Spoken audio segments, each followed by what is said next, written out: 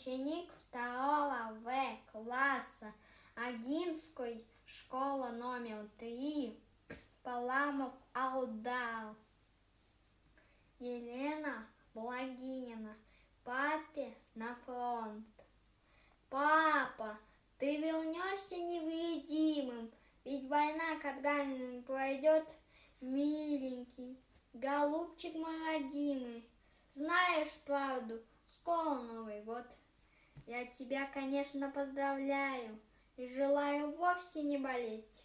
Я пожелаю поскорей фашистов одолеть, чтобы они нас крайне разрушали, чтоб как прежде можно было жить, чтобы они мне больше не мешали обнимать тебя любить, чтоб над всем таким большущим миром днем и ночью был веселый свет.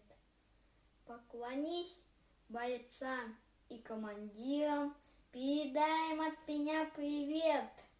Пожелаем всякую удачу, и пусть идут на немцев, как один. Я пишу тебе и чуть не плачу. Это так, от радости. Твой сын.